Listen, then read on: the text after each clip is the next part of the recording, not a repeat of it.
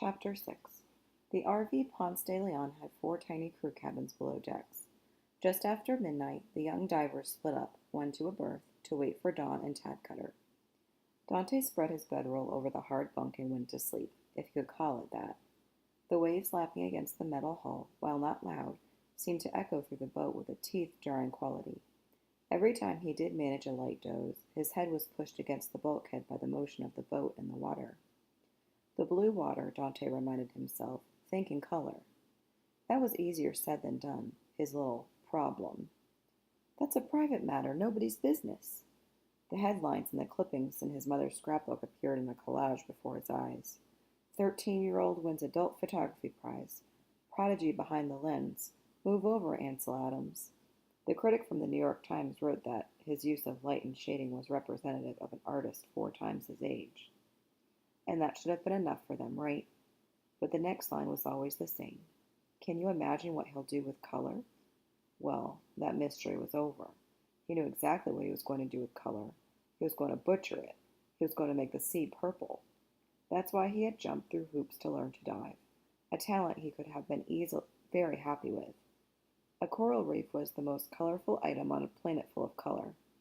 If the rich hues and tones couldn't reach out to imprint themselves on his artistic sense in this place, then it was never going to happen. And coral reefs didn't exactly turn up on every street corner. You had to go where they are, and that meant underwater. Quit complaining. You're here. You're diving. You haven't drowned yet. But would they ever get to dive again? Who knew how Cutter would react when he found the 4 of them lying in wait on the Ponce de Leon? At long last, sleep claimed him. But it was an uneasy sleep, marred by dreams of everything that could go wrong on a dive. Descend too fast without equalizing pressure, bust an eardrum, excruciating pain. He tossed in the narrow berth. Amazingly, that was one of the milder diving hazards. Nitrogen narcosis, the rupture of the deep. Dissolved nitrogen gases causes a state almost like drunkenness. Dante had never been drunk, but he was pretty sure 100 feet below the waves wasn't the place to do it. There were horror stories of narked divers who actually forgot what show was up until they ran out of air and drowned. But that still wasn't the ultimate scuba nightmare. The bends, bubbles in the bloodstream, tiny time bombs in your body. All you can do is wait to see if you're crippled for life or even killed. He sat bolt upright in his bed. The Ponce de Leon was moving. He could feel and hear the thrum of the engine. He opened dry, crusty eyes and found himself gawking at the most beautiful woman he'd ever seen, tall and tan with long, dark, brown hair. She seemed just as surprised to see him. Then she smiled. Look, Chris, she called through the low hatch. Stowaways. A bearded man appeared beside her, his arms laden with gear. He looked at Dante in dismay. The kids. We're all here, Dante managed, trying to keep from staring at her. Tad said you wanted our help. She grinned even wider, a magazine cover smile. I'm Marina Kappas, Poseidon, San Diego. The sourpuss here is Chris Reardon. She held out her hand. We could really use you today. Dante scrambled from his bedroll and shook it. It was electric just touching her. Dante Lewis. The photographer, she beamed. I'm really excited to take a look at some of your work. Reardon seemed bewildered by the friendly exchange. Marina, can I talk to you? Not now, but... A cloud passed briefly over her perfect features. I said not now. Why don't you go on deck and tell Tad the good news? Dante set about rousing his teammates with the information that they had been discovered. You mean Cutter walked right in on you?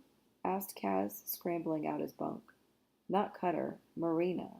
Dante couldn't resist adding, wait till you see her. Was she mad? Adriana probed. Actually, she seemed kind of happy to see me, he replied honestly. Her friend wasn't all that thrilled, though. Topside, they introduced themselves to Bill Hamilton, captain of the Ponce de Leon. Cutter was half buried in the mountain of a Brownie floating air compressor, tinkering with a wrench. Noticing them, the team leader grunted. Good, you're up. You'll be logging a lot of dive time today. Too much for scuba. But this big baby can keep you down there for hours. Their uneasiness quickly turned to confusion. Cutter was acting as if their presence today was not only expected, but vital, as if he hadn't been dodging them for close to a week. Kaz spoke up. It takes so long to clean a sonar tow. Oh, I checked that. It's fine, Cutter assured them. We need you for something much more important. There are a lot of caves down there that the sonar won't pick up. We need you to find them for us. And explore them? Star asked eagerly. Cutter shook his head. Too dangerous. Just tag the mouth with one of these marker buoys. That'll fire off a float to the surface. Then we'll catalog the location from topside. Got it? There was genuine excitement as the four divers suited up.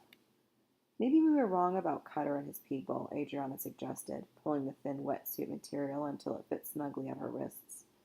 It looks like they're really going to let us do some work this summer. Star was skeptical. I've seen a lot of reef maps. They don't have caves marked on them. This one will, put in Dante, detaching his regulator from its tank. On this dive, they would be breathing air directly from the Brownie via long, flexible hoses. Remember, Poseidon's #1. They do everything to the max. Seeing Star limp as she stepped into the lightweight suit, Marina rushed over to steady her. Star wheeled away. What do you think you're doing? Her outrage was so genuine, so harsh, that the researcher was struck momentarily dumb. Leave her alone, Star, Dante began. Do you think I'm a beginner at this? Star persisted. Marina found her voice at last. I saw you stumble. It happens to everyone in rolling seas, even top divers. Thou shalt not help Star, Kaz intonated apologetically. That's kind of the 11th commandment around here.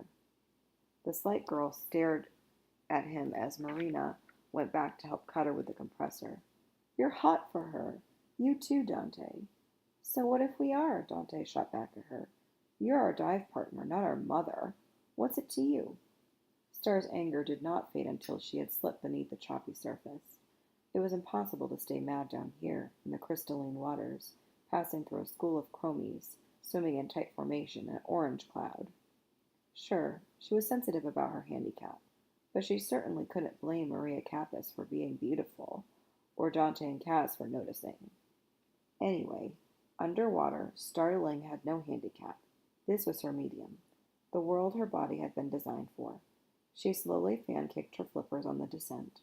If, at that moment, she had suddenly woken up with amnesia, she would have noticed no weakness at all on her left side, and that was exactly the way she liked it.